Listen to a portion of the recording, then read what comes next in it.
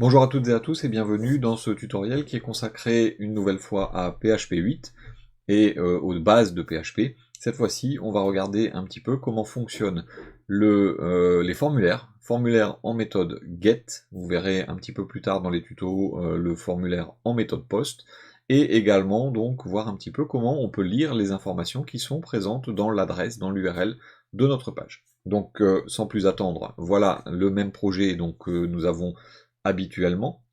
Ce projet va nous permettre donc de regarder un petit peu les formulaires, et donc pour pouvoir regarder les formulaires, il va falloir en écrire un directement dans ma page. Donc je commence pour écrire un formulaire par une balise forme. Cette balise forme me demande quelle action je veux exécuter. Donc l'action, c'est le nom du fichier dans lequel je vais effectuer mon traitement de formulaire. Donc ça pourrait être traitement.php par exemple, c'est un fichier PHP en général, mais si je veux traiter le formulaire dans la même page, je peux directement retirer l'attribut action. Maintenant j'ai un attribut également qui s'appelle méthode, donc méthode, et j'ai une méthode qui s'appelle get que je peux mettre, et donc c'est la méthode qu'on va voir aujourd'hui, la méthode qui nous permet de transmettre nos informations de formulaire directement par l'intermédiaire de l'URL, donc de l'adresse de la page, et non pas de façon cachée. Attention, cette méthode get ne sera pas utilisée avec des informations confidentielles, entre guillemets, comme par exemple un mot de passe, puisque pardon, le mot de passe en question, on va avoir un souci, c'est qu'il va être visible en toutes lettres directement à l'intérieur de notre URL. Donc à éviter avec toute information qui ne doit pas être visible par les utilisateurs autres que l'utilisateur lui-même de la page. Donc je vais créer à l'intérieur de mon formulaire, donc on va faire un petit formulaire qui va faire l'addition de deux nombres. Donc je vais faire une première div qui va contenir un label,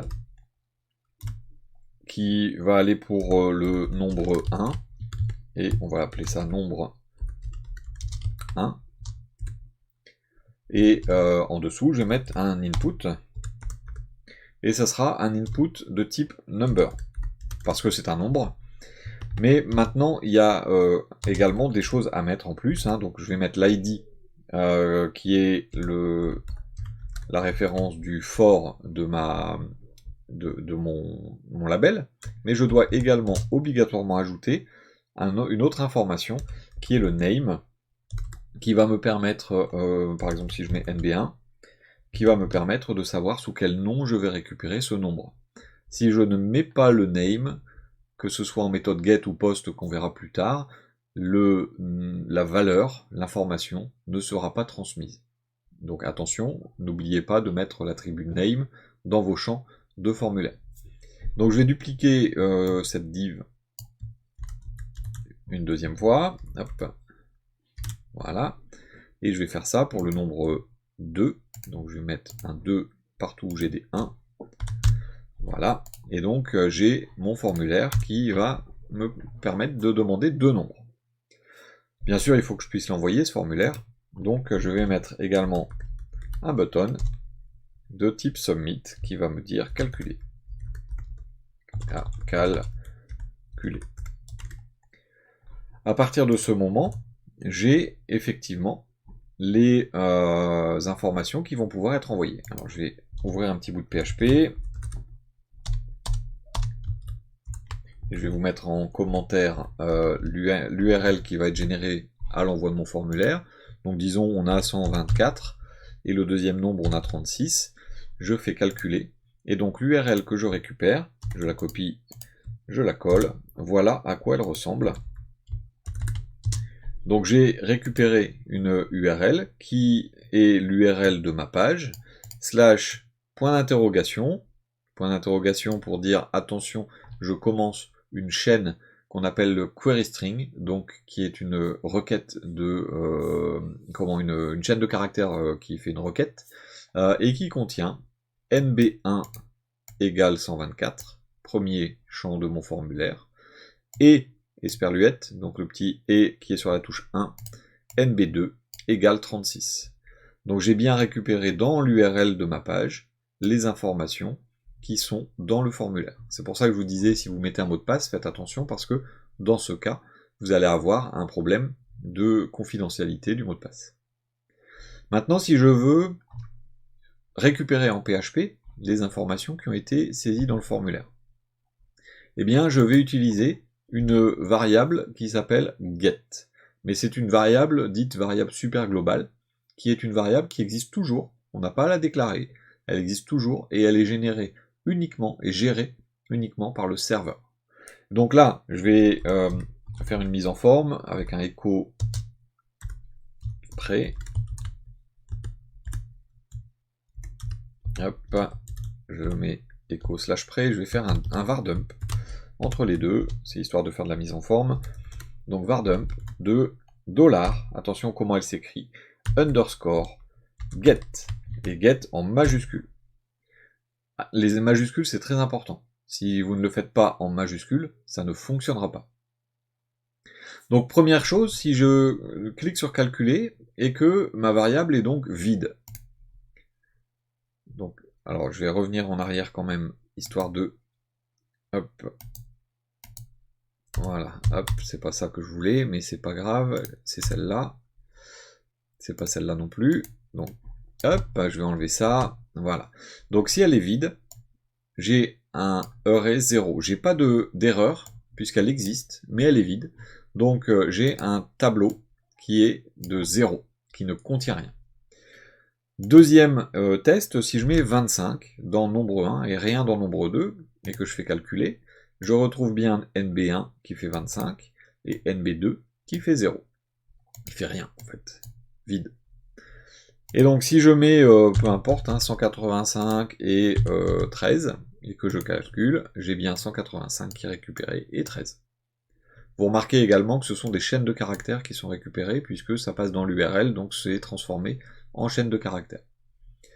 Maintenant, si je veux une valeur bien précise, je peux éventuellement, hein, je vous invite, si vous ne connaissez pas les tableaux, à regarder le module qui était juste précédent, hein, sur la gestion des tableaux en PHP.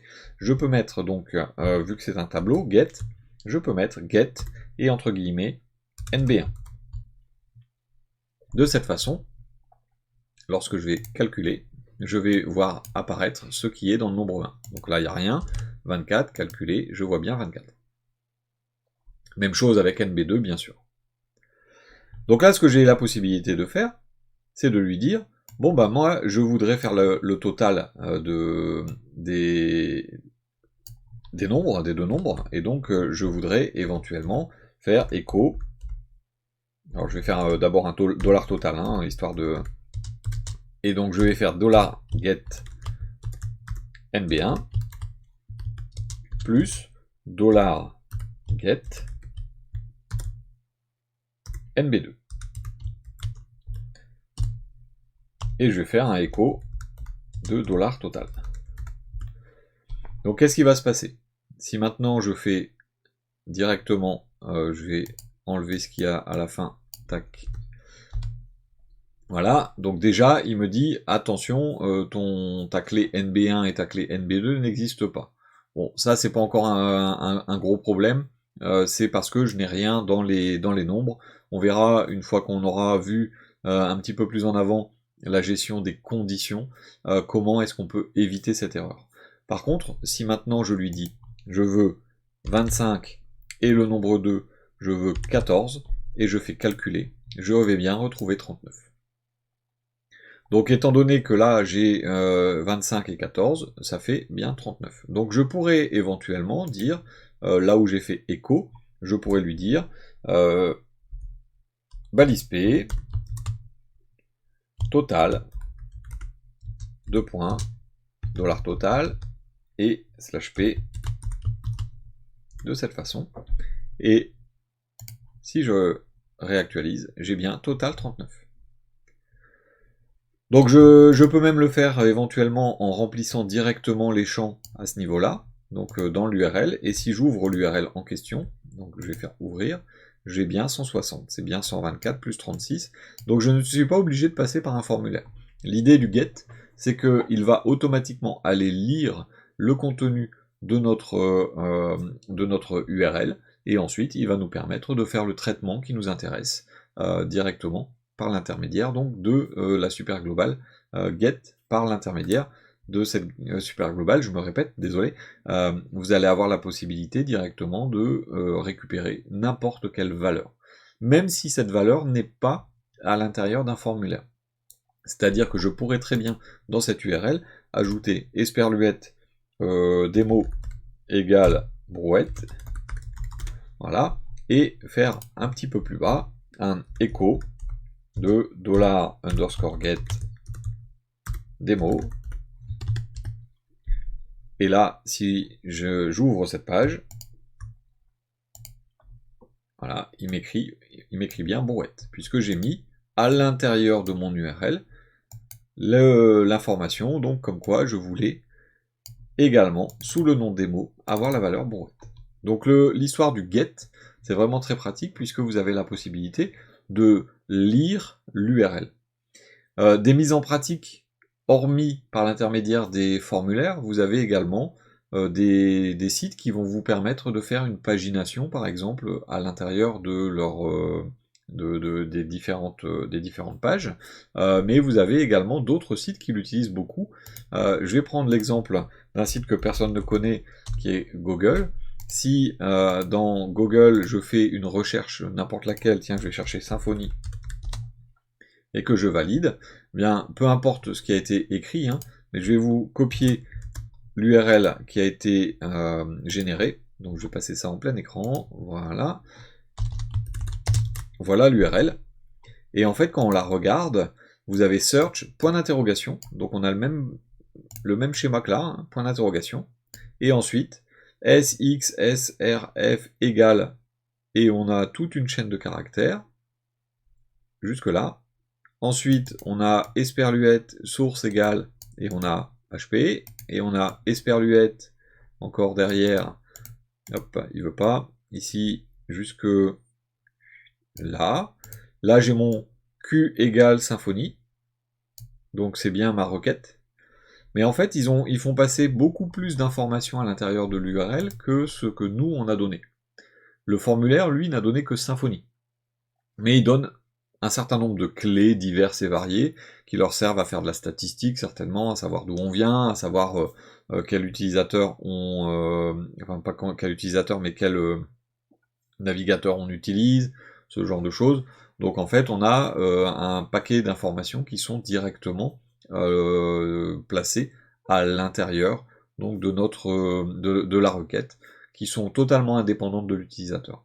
Donc là, si on voulait récupérer l'information, par exemple Q égale Symfony, eh bien on ferait tout simplement get et la lettre Q, et on aurait le Symfony qui a été tapé.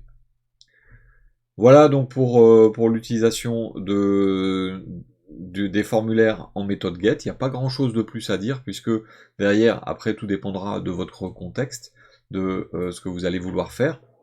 Vous mettez des champs, vous envoyez, et une fois que c'est envoyé, vous récupérez en mettant $_get et le nom du champ en question. Donc là c'est NB1, donc le nom du champ qui correspond. La seule condition, comme je l'ai dit, c'est d'avoir un name à l'intérieur de votre formulaire. Voilà donc pour cette partie sur les formulaires en méthode get. On verra au fur et à mesure la méthode post et ainsi de suite, hein, après avoir vu un certain nombre d'autres choses. Je vous remercie pour votre attention. N'hésitez pas à commenter, à nous rejoindre sur le Discord. Il y a déjà pas mal de monde. On est passé les 800 aujourd'hui à ce jour. Et donc, n'hésitez pas, hein, si vous souhaitez interagir, vous abonner, partager. C'est toujours un plaisir. Merci beaucoup et à très bientôt.